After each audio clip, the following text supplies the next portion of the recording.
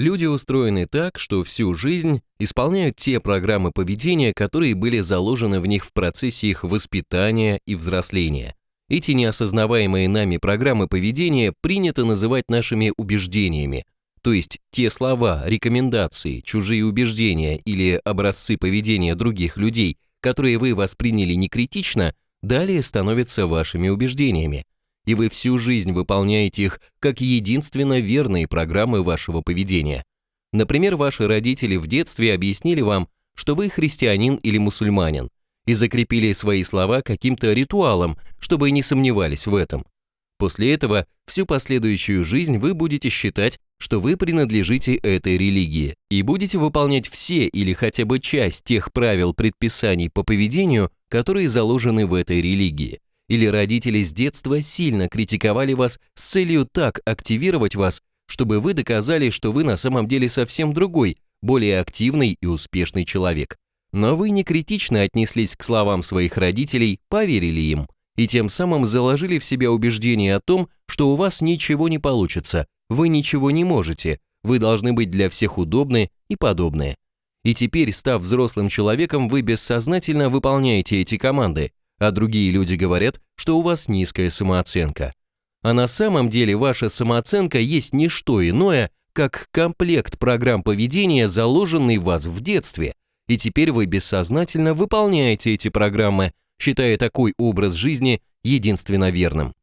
Все наши программы поведения хранятся в нас в универсальном хранилище, которое принято называть подсознанием. Там хранятся все наши установки, убеждения, верования, привычки, привычные модели поведения и все остальное, в том числе воспоминания как о наших победах и достижениях, так и о наших конфликтах, проблемах и неудачах. Реализовано это хранилище в виде узлов нейронной сети головного мозга, обладающей огромными ресурсами по хранению нужных нам данных. Это похоже на хранение информации в вашем компьютере или смартфоне. Накопленные в ходе вашей жизни программы поведения в нужный момент извлекаются из подсознания, и вы бессознательно совершаете те действия, которые ранее были записаны в вас. Мы так устроены.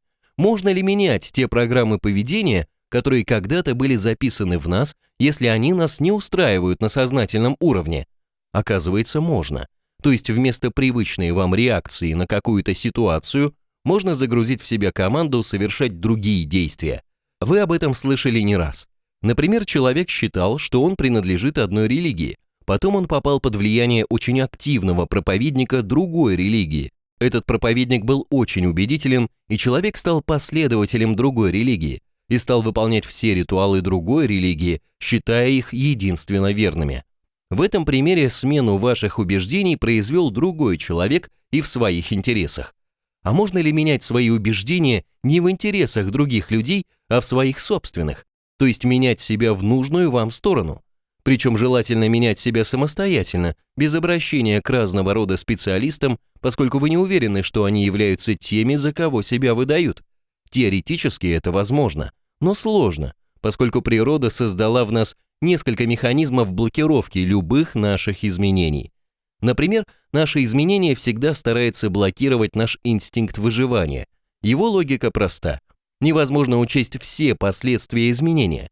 Всегда есть вероятность того, что после изменения возникнут какие-то сложности. Это понизит уровень вашей безопасности. Поэтому лучше ничего не менять. Значит, чем выше ваша инстинктивность, тем сложнее вам произвести в себе какие-то изменения. У более рассудочных людей главным внутренним критиком, тормозящим любые изменения, является разум, то есть наш центр принятия рациональных, логически обоснованных решений. Когда вы пытаетесь загрузить в себя какую-то новую программу поведения, то именно разум изначально очень критически относится к ней. Например, вы устали от конфликтов с вашими родителями, которые постоянно вмешиваются в вашу жизнь со своими советами и указаниями, и вы решили дать себе команду типа «Все, отныне я запрещаю себе ругаться с родителями и доказывать им, что я уже взрослый и самостоятельный человек.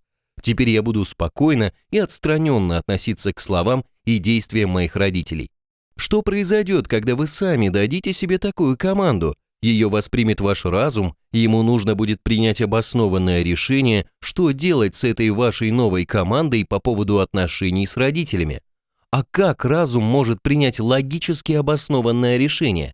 Ему нужно сравнить все факты «за» и «против» такого изменения ваших отношений с родителями.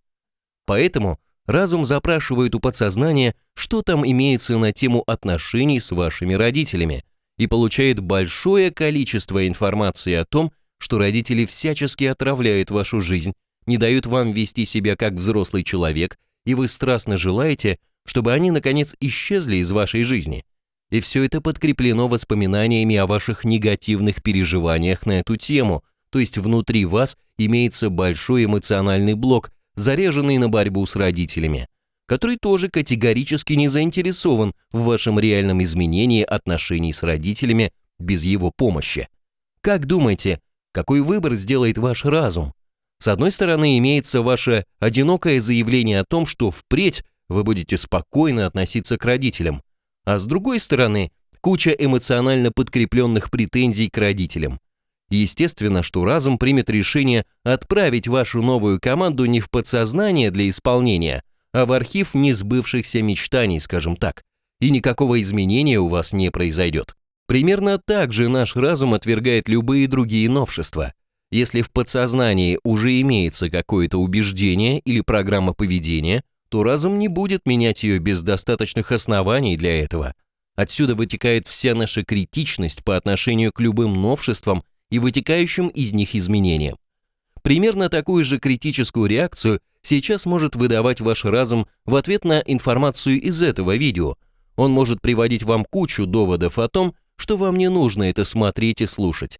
Это стандартная человеческая реакция на любое изменение. Можете ли вы как-то повлиять на эту ситуацию и начать самостоятельно закладывать себе в подсознание нужные вам новые программы поведения, невзирая на внутреннее сопротивление? Да, это можно делать с помощью технологии осознанной самотрансформации личности, подробно описанной в книге «Начни жизнь заново. 4 шага к новой реальности». Ее можно почитать на этом сайте. В качестве основных инструментов для внутренних изменений там предлагается использовать приемы эффективное прощение и эффективное самопрограммирование. Это действительно эффективные приемы, но их использование требует выделения специального времени для работы с ними и хорошего здоровья. Можно ли найти что-то полегче, чтобы не тратить на загрузку новых команд специальное время и без насилия над собой? Да, такая возможность существует. Дело в том, что наш разум принимает свои решения не очень быстро. На этом его свойстве основано кино, например. Когда мы смотрим любой фильм на любом носителе, то изображение кажется нам непрерывным, а на самом деле оно состоит из немного изменяющихся картинок, которые показываются и на экране с частотой 24 кадра в секунду. То есть, если менять на экране картинки с этой частотой, то наш разум не может распознать их по отдельности, а воспринимает как непрерывно меняющееся изображение. Он не может распознавать сигналы, длительность которых меньше, чем 0,04 секунды. Значит, если мы будем показывать на экране нужную нам команду на время меньше 0,04 секунды, то разум не воспримет эту команду и не сможет оценить, нужна ли она вам. Зато ее легко воспримут другие, более быстродействующие наши внутренние центры, например, обеспечивающие нашу безопасность. Именно так построена компьютерная программа «Матрица успеха». Она выбрасывает на экран вашего компьютера нужные вам команды на очень короткое время. Ваш разум не успевает распознать эти команды, и они постепенно загружаются в ваше подсознание. И потом вы бессознательно начинаете их исполнять.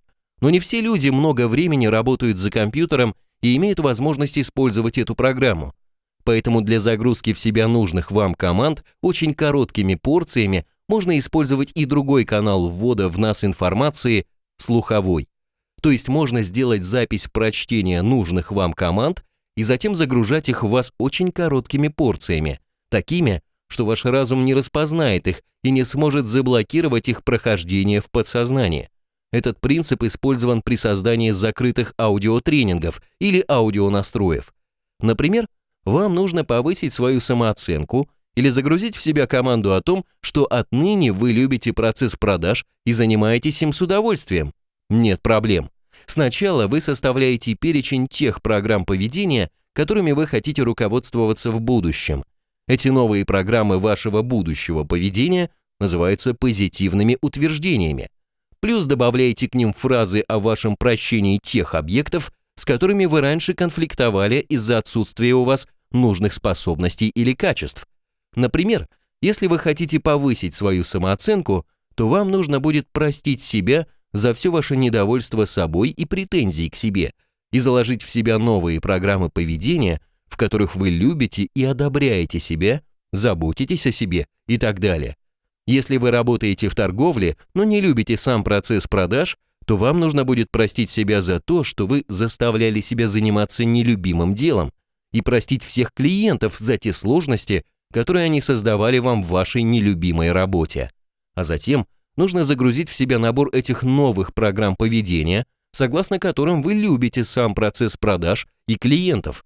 Отныне процесс продаж – это сфера вашей творческой самореализации и помощи людям, поэтому впредь вы очень хорошо относитесь к продажам и так далее. Если вы будете просто слушать запись этого набора нужных вам позитивных утверждений, то ваш разум будет активно отвергать их поначалу. Но если слушать их достаточно долго, то ваш разум поймет, что вы всерьез решили произвести в себе эти изменения и пропустит эти команды в подсознание для последующего исполнения. Так работает методика Георгия Сытина. Но такой процесс загрузки в себя нужных вам новых программ вашего будущего поведения все же требует большого количества специального времени для прослушивания, которого обычно и так не хватает. Поэтому с помощью специальной компьютерной программы эта аудиозапись ваших команд на изменение себя преобразуется так, что каждая ваша фраза становится очень короткой, поэтому ваш разум уже не способен распознать и отвергнуть ее. Затем этот набор очень сжатых фраз накладывается на запись звуков ночного леса или набегающих на берег морских волн. Возникшая в результате таких преобразований аудиозапись называется закрытый аудиотренинг или аудионастрой. Закрытый он потому, что ваш разум не имеет возможности осознать и отвергнуть те программы, которые вы закладываете в себя. Это аудиотренинг потому, что путем прослушивания этого аудионастроя вы изменяете себя, что делается на любом качественном тренинге. В интернет-бутике PsyMarket имеется несколько сотен готовых закрытых аудиотренингов или аудионастроев самой разной тематики.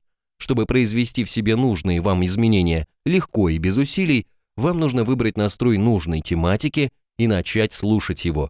Огромный плюс этой технологии внутренних изменений состоит в том, что вам не требуется выделять специальное время на прослушивание настроя. Вы можете включить его на минимальную громкость и заниматься любыми своими делами, даже спать. Сколько времени нужно слушать настрой? К сожалению, здесь все сугубо персонально и зависит от того, насколько серьезные изменения вам нужно в себе произвести. Минимальное время прослушивания, после которого вы можете заметить какие-то изменения в вашем поведении, это 40-50 часов. Но обычно требуется слушать настрой в 3-4 раза дольше, чтобы получить заметные изменения в своем поведении.